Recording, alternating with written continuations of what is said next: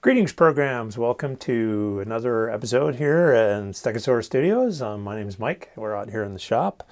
So in the last episode, I gave a little bit of a preview that I haven't done a lot of actual physical building. And so this episode is going to be a lot more theory, and we're going to look at some of the designs and that sort of stuff. So, and I do want to apologize. It's almost 4 weeks since the last episode. It'll probably be past 4 weeks by the time I get everything recorded and put together. So thanks for sticking with me. All right.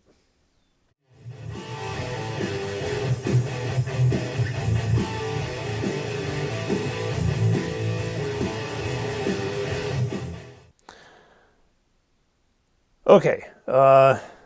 So I want to talk about two things for the speeder bike, and that is two things that are intertwined and impact each other, and that is steering and suspension. So let's see. Let's talk about steering first. I know I probably have talked about this in some of the early episodes about the design intent of what we wanted the speeder bike to do. And that's evolved a little bit over time, and but I think it's still true to what we wanted. So if you watch, what really comes to mind when I think about the speeder bike and how they move and act is the chase scene through the forest of Endor, and how the bikes. I mean, they're a speeder bike. They lean in the corners just like a motorcycle leans in the corners. So we wanted to try to mimic that same sort of motion. So there were two things that we wanted to do. One was bank in the corners, and then two, what we call drifting. So, and it won't be a true drift. So true drift in a car, the wheels are spinning. You turn the front wheels in the direction of this or away from the spin. We won't actually be doing that. We won't be spinning wheels. The wheels will remain in contact with the ground and not be spinning. So we're going to simulate it, and I'll talk about how we're going to do that in a bit. And so we've kind of I'm trying to maintain, that was what Malcolm and I talked about very early on, and I'm trying to hold to that sort of design intent. So R2, the way R2 steers is called tank drive. So his front wheel it's an omni wheel. It's fixed in place, doesn't turn at all. The two drive wheels, basically, if you're moving forward and you want to turn, it slows one wheel down and speeds one wheel a little bit up, so it makes it turn either left or right. If you're stationary and you push the stick over to one side, it'll do a flat spin where one wheel will go forward, one wheel will go reverse. And there's a mixer that handles all of that based on the position of the joystick, so it all happens in the mixer.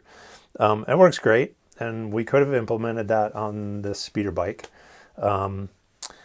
But you can't do the drifting or the imitation drift if it's successful using that kind of steering. So we wanted to go with true, actual turning the wheels.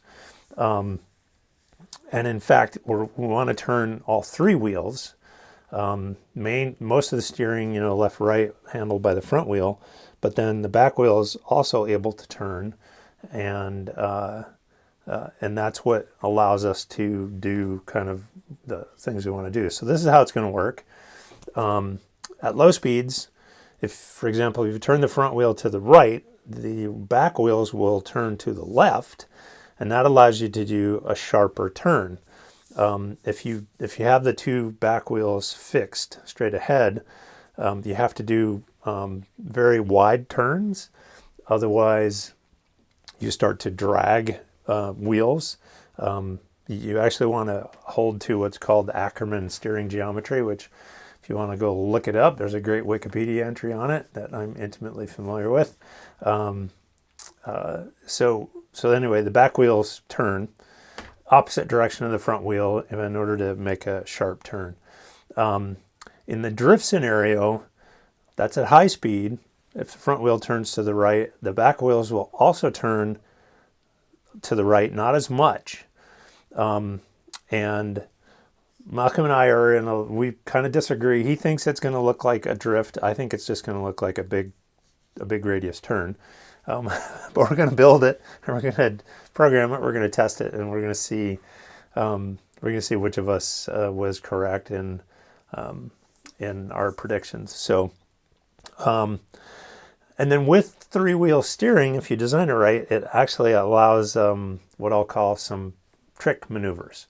So if you, for example, if you turn the front wheel at 45 degrees to the right and turn both, and you do this from like a stop, turn the front wheel to the right 45 degrees, turn both rear wheels also 45 degrees to the right, you can strafe or crab walk, right? You can drive at a 45 degree angle. So yeah, that's cool. We want to do that. So also, if you make it so that the front wheel can turn a full 90 degrees, or what they would call 180 degrees lock to lock, turn it 90 degrees, run one of the back wheels forward, one backwards, and you can still do a flat spin in place. And that's cool. So we want to do that. So all that being said, is the design is moving forward with steering actually turning the wheels. So I have done a huge amount of research on car steering and how all that works. And so basically, in car terminology, we have a single wishbone with a McPherson strut, give or take. That's pretty much what we're doing. So, and I'll talk about what all that means. So this, we've shown this before. This is the drive. And on this side, you'll see it's got these holes here. Those holes, I've had to modify my plan. They were originally supposed to have, basically it was for attachment of the steering knuckle or the kingpin, whichever one you want to call it. They're essentially the same thing.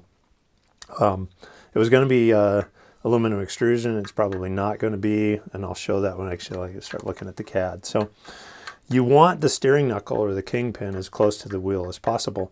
So if you imagine this is the kingpin is what the steering rotates on.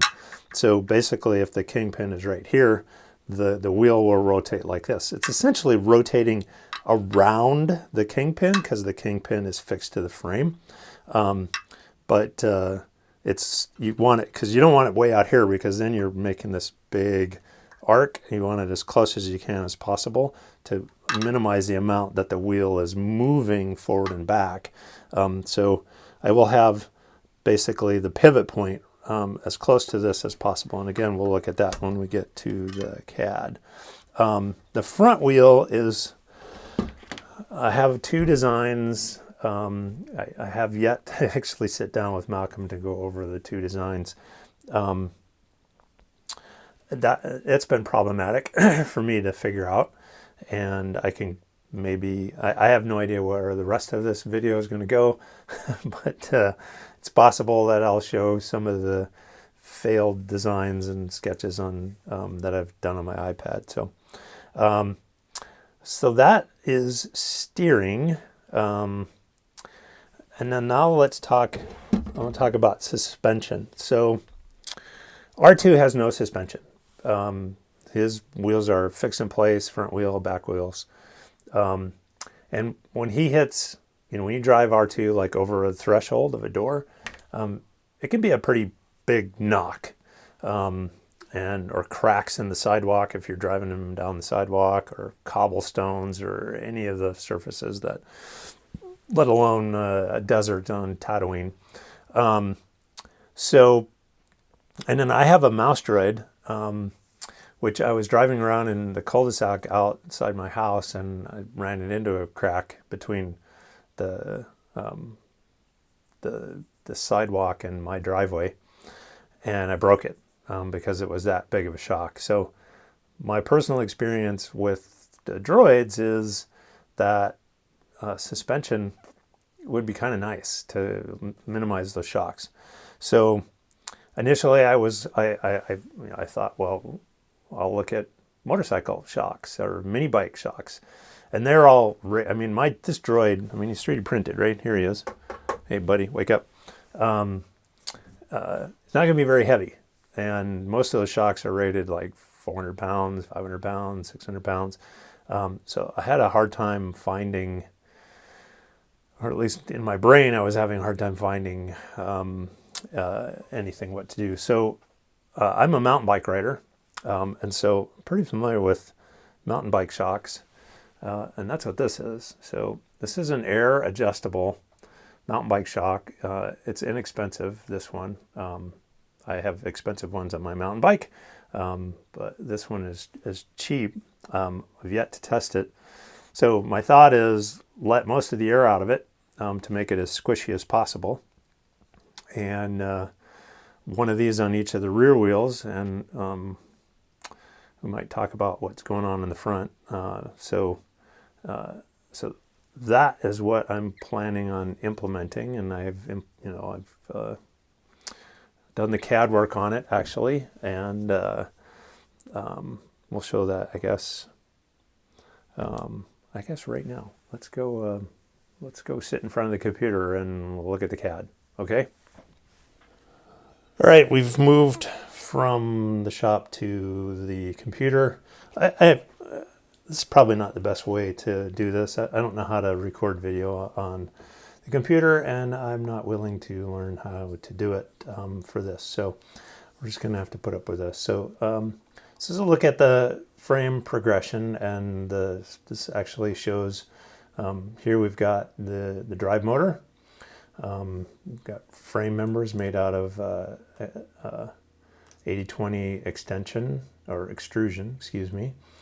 And you can see I've modeled here the shock absorber. So if I just turn that off and just, whoops, show from the right. So basically this is the setup. You've got the drive here, you've got a member here. This is a revolute joint, this is a revolute joint, this is fixed, this is a revolute joint.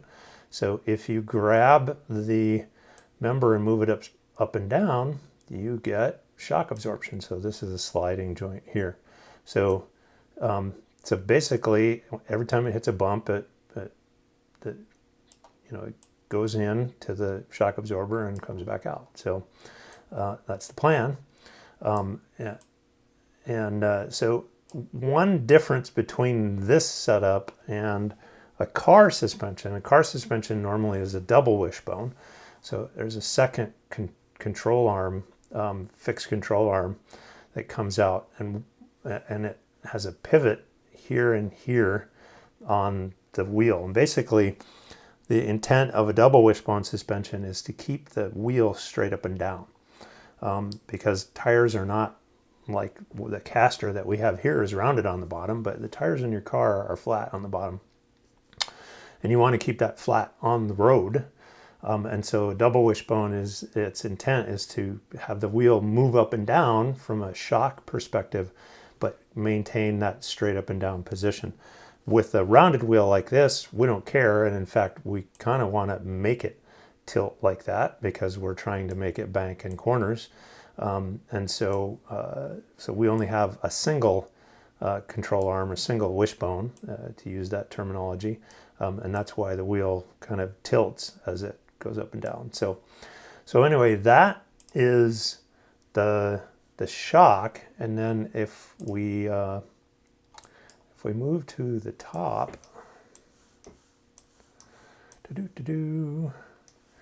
and then I'm gonna can't move that well. All right, so the pivot, there's a revolute joint right here, so that allows the wheel to move side to side. So if I grab it here and I move it, come on. So it allows it to turn. So there's your steering, right? You're turning back and forth. So what is missing here is the steering arm, and this piece of aluminum extrusion right here. That was where I'm probably going to delete the extrusion and just bolt directly to the plate. But a steering arm will come off here, and then again, if we look at it from the top, you'll have a steering arm coming off of the drive here, and then there'll be the steering arm will be like this, and then there'll be a tie rod, and then it will go to a it's essentially going to be a rack and pinion, but not in the same sense that a rack and pinion on a car turns both wheels, right? So on your four-wheel car, the rack and pinion on the front steering, when you turn the steering wheel, it turns both wheels. I'm not going to do that. I'm going to have essentially one rack and pinion for the left wheel and a second rack and pinion for the right. And the reason we want to do that is because of those special steering considerations, right? Slow speed, we want to turn to the left. When the front wheel turns to the right, high speed, we want to turn to the right. Also, when the front wheel is also to the right. And if you go through the geometry and hold to Ackerman geometry, that requires two separate steering systems. And so we'll have to do all the mixing and control to adhere to Ackerman geometry through software. We're not going to be able to do it through a rack and pinion linkage. So that's the fusion progress. So once I get the steering done for this, I will copy this whole thing over to the right side, and then we'll have that done. So let us talk about, let's see, I don't know how long I've been going here, but so the front steering, of course, will be in the front, right? So this is the front of the speeder here. So it'll be in this area. What complicates matters, you know what? I am going to stop this here, and I'm going to go back out to the shop. All right, we're back out in the shop. The reason I wanted to come back out here is because this was out here. So this is what all the iterations that I've gone through, maybe not all of them, but as far as steering for the front, I had chosen these mountain bike shocks for the back. You just saw the design on CAD, and I was like, well, I'll just use one of these on the front, and we'll be all good.